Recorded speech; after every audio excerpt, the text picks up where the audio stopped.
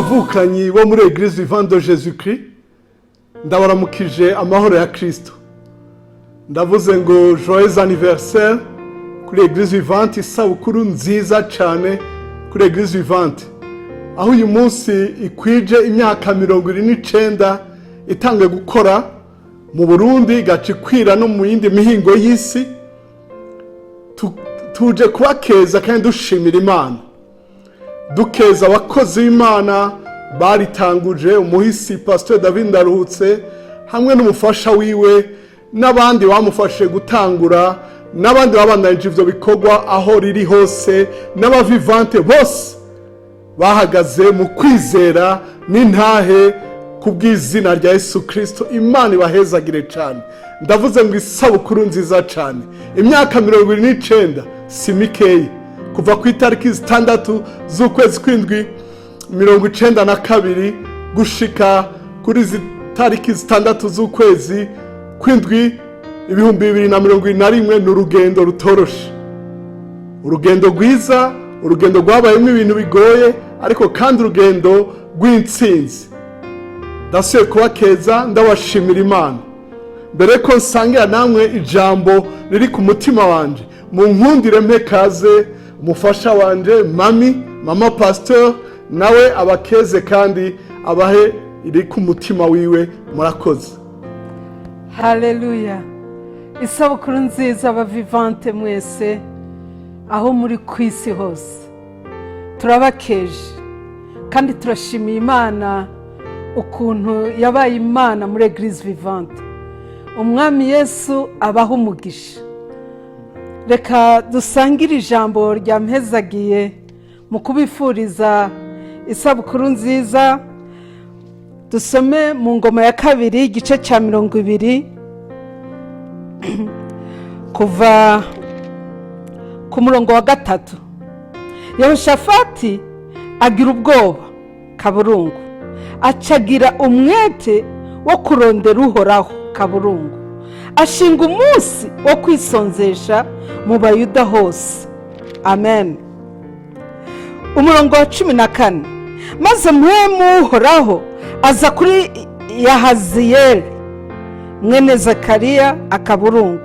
Umurongo wa 15. Aravuga ati, nimutega amatwi yemwe Bayuda mwese, namwe ababi Yerusalemu, nawe mwami Yehoshafati, uku ni Uhoraho agize ati, ntacyo mutinya cyangwa ngo muranduke imitima kubw'ayo masinzi y'ingabo, kuko intambara atari iyanyu ariko ni iy'Imana. Haleluya. Dusimbire ku murongo wa 20 ku gace ka 2. Yehoshafati ahagarara ngaho aravuga ati, nimuntege amatwi yemwe Bayuda, namwe ababi Yerusalemu, mwizere Uhoraho Imana yanyu mubone gushikama, mwizere n'abavugishwa nawe mubone gutsinda. Haleluya. Amen. Umurongo wa 30. Nuko igihugu cya Yehoshafati kigira impore, kuko Imana yiwe yari imuhaye umutekano impande zose. Amen. Amen, amen. Haleluya. Amen. Bavivante, ndasubiye kubabwira ngo isabukuru nziza. Isabukuru nziza tugomba kuyigina, kuko umwami yatubereye umwami mu bihe bikomeye, mu bihe bitari byoroshye, no mu bihe byiza, mu bihe twabonye benshi binjira mu gakiza, mu bihe benshi twabonye benshi bakira Yesu Kristo nk'umwami n'umukiza, mu bihe twabonye benshi babohoka amadayimoni, bakira indwara, bakira ibyari bibagiriye nabi, mu bihe twarize, mu bihe twababaye, mu bihe bitari byoroshye. Ariko nk'uko umwami Imana yabaye na Yehoshafati, natwe Vivante Imana yabanye natwe. Ubuhanuzi bwaraje kubera abasenzi barasenze, abaririmbyi barasenze, abazezwa suku barasenze, abapasitori barasenze, abaprotokole barasenze, nta baririmbyi barasenze, nta muntu w'umuvivante atagize igikorwa cyo gusenga. Ngo maze muhemu yeramanukira umuvugishwa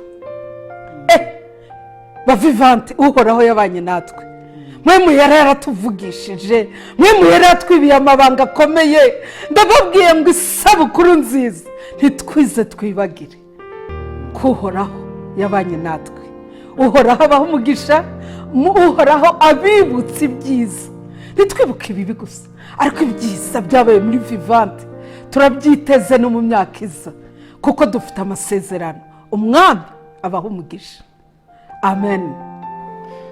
Urakoze mami, isabukuru nziza sinoreka kwivuga, isabukuru nziza cyane.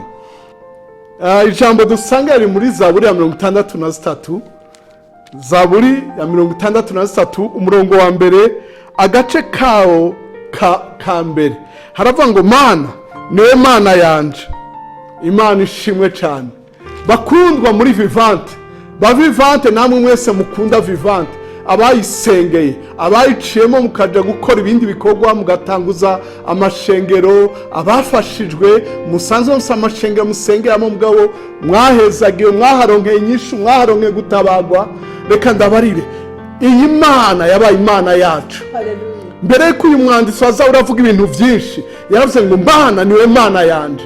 Vivante tuje kuvuga ngo Imana niyo Mana yacu. Uyu munsi twigina imyaka 49 ntitwaje kwigina ubuhizi twakoze ibyo turiko turakoraya, twaje kuvuga ngo Imana niyo Mana yacu. Uhoraho niwe Mana yacu. Imana ihabwe icubahiro.